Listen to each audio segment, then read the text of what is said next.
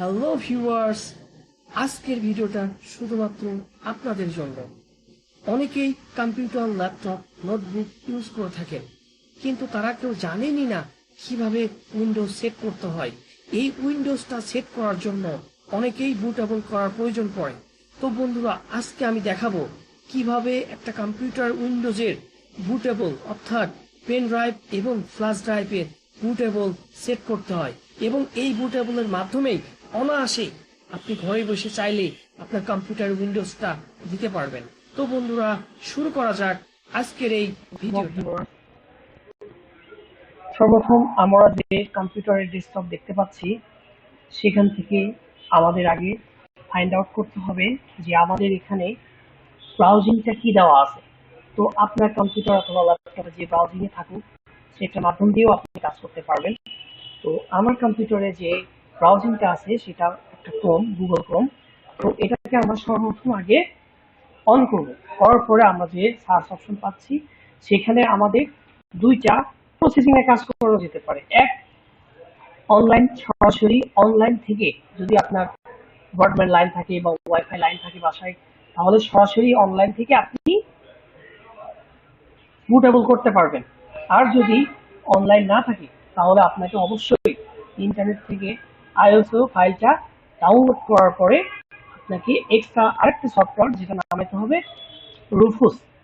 এই দুইটা সফটওয়্যার যদি আপনি নামাইতে পারেন, তাহলেই আপনি কাজটা করতে পারবেন। তো আগে আমরা দেখি আইএসওটা কিভাবে নামানো যায়।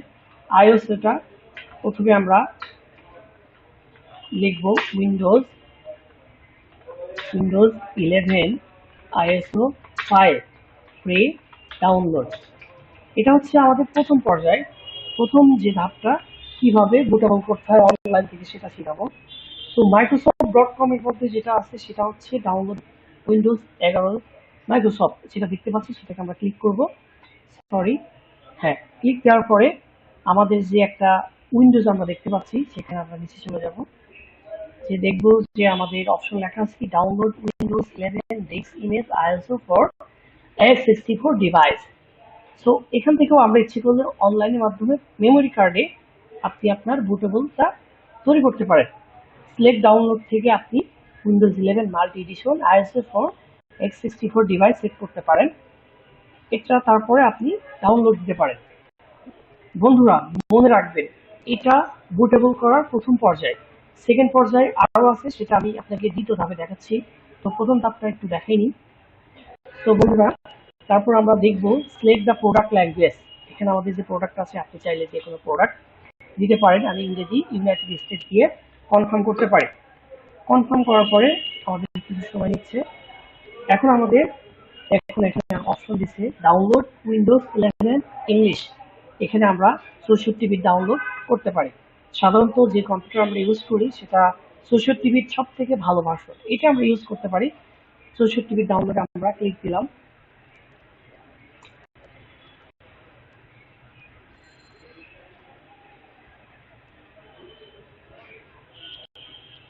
সরি, আমরা একটু এইভাবে ডাউনলোড না করে আমরা যদি চাই আগে একটা আইওসোর যে একটা অ্যাসিস্ট্যান্ট, সেই অ্যাসিস্ট্যান্টকে আগে নামাইতে হবে।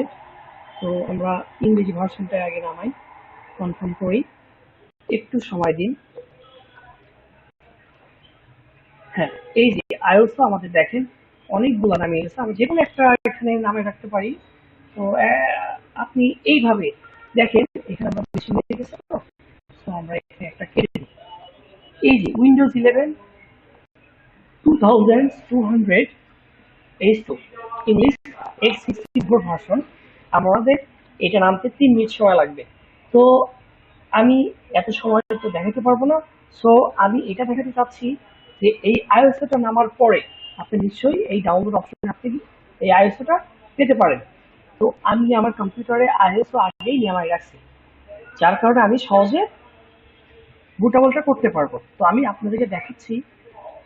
আমি আগে আমার আইওএসটা একটু দেখাই। উইন্ডোজ সলিউশনের মধ্যে আমার আইওএসটা সেট করা আছে, যেমন উইন্ডোজ 11, উইন্ডোজ 10 আইওএসও সেট করা আছে।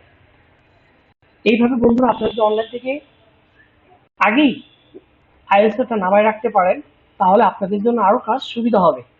এরপরে আমরা যেটা যাব, সেটা হচ্ছে আমরা আবার ব্রাউজিং এ যাব। ব্রাউজিং এ যাওয়ার পরে আমরা আরেকটা টুল ব্যবহার করব, যেটার নাম হচ্ছে রুফুস। রুফুস 4.0। এটা ডাউনলোড দিলে আমাদের একটা অপশন দেখাবে rufus.ai। এটা একটা লিঙ্ক, আপনারা চাইলে লিঙ্কে ক্লিক করতে পারেন। এখান থেকে আপনারা যে উইন্ডোজ দেখতে পাচ্ছেন, এখান থেকে যে ভার্সনটা আছে সেটা আপনারা নামায় নিতে পারেন। নামানোর পরে আমি 4.2টায় নামাই, আমার কাছে এটাই স্ট্যান্ডার্ড মনে হয়। আপনাদের কাছে যেটা স্ট্যান্ডার্ড মনে হয় সেই লিঙ্কে আপনারা ক্লিক করতে পারেন। ক্লিক দেওয়ার পরে দেখুন বন্ধুরা, এখানে iOS রুফুস 4.2টা নেমে গেছে অলরেডি। আমরা এটাকে কি করব, অন করব। অন করার পরে আমরা এই ফাইলটাকে কাট করে আমার নির্দিষ্ট একটা ড্রাইভে নিয়ে যাব, যাতে আমরা সহজে উইন্ডোজটা দিতে পারি। উইন্ডোজ সলিউশনের মধ্যে আমরা এটাকে পেস্ট করে রেখে দিতে পারি। এখন আমরা রুফুস 4.2টা অন করব। বন্ধুরা, এখন দেখব কিভাবে বুটেবল করতে হয়। এখন আমাদের যে নিউ উইন্ডোটা দেখতে পাচ্ছেন, সেখান থেকে অনেকগুলো অপশন আছে। Boot selection, disk or iOS image. এখানে আমরা বুট সিলেকশনটা করব। তো এখানে ডান সাইডে যে সিলেক্ট দেখতে পাচ্ছেন, সিলেক্ট আমরা টিপ দিব। দেওয়ার পরে আমাদের যে একটা সোর্স থাকবে, সেই সোর্সটাকে আমরা কাজে লাগাবো। আমাদের আইওসটা কোন ড্রাইভে রাখছি সেটা আপনাদেরকে আপনাদের কম্পিউটার থেকে বের করতে হবে। যেমন আমার কম্পিউটারে সফটওয়্যারের মধ্যে রাখা আছে। সো আমি আমার সফটওয়্যারের মধ্যে গেলাম। তো আমি এখন উইন্ডোজ 11 বুটেবল করব, উইন্ডোজ 10 বুটেবল করব, কোনটা আপনি করবেন সেটা আপনি নির্ধারণ করবেন। এখন আমি উইন্ডোজ 11কে বুটেবল করব। করার পরে দেখেন ফরম্যাট অপশন আসছে, এখানে আপনি যেভাবে আছে ঠিক এইভাবে রাখেন। স্ট্যাটাস রেডি আছে, আপনি চাইলে স্টার্ট দিতে পারেন। স্টার্ট দিয়ে এখানে প্রত্যেকটা অপশনে, এখানে আমার আগে টিক মারা ছিল, আসলে টিক দেওয়া লাগবে। তো আমি দেখা দিচ্ছি প্রত্যেকটা অপশনে আপনি টিক দিয়ে দিবেন, দিয়ে ওকে দিবেন। দেওয়ার পরে ওকে আসবে, ওকে দিবেন। তারপরে যে অটোমেটিক্যালি আপনার বুটেবলটা তৈরি হবে। যতক্ষণ পর্যন্ত আপনার বুটেবল পেন ড্রাইভে ক্রিয়েট না হবে, ততক্ষণ পর্যন্ত আপনি ওয়েট করতে থাকবেন।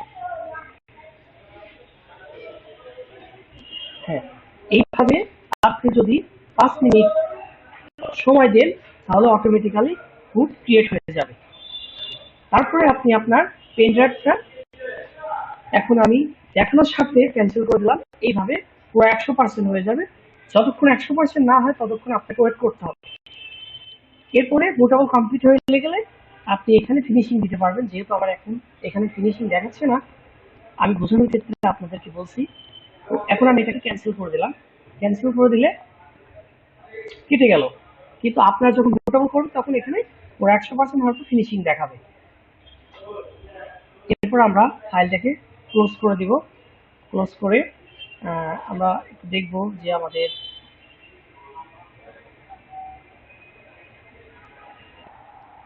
তো বন্ধুরা, আপনারা দেখতে পেলেন সহজেই কিভাবে একটা পেন ড্রাইভকে অনলাইন থেকেও বা একটা অনলাইন থেকে আইওএস নামায়েও আপনারা চাইলে পেন ড্রাইভে বুটেবল করতে পারেন। তো ধন্যবাদ বন্ধুরা। পরবর্তীতে অবশ্যই নতুন কিছু আপনাদের নিয়ে আসবো। সবাই ভালো থাকবেন, সুস্থ থাকবেন। আল্লাহ হাফেজ। আসসালামু আলাইকুম।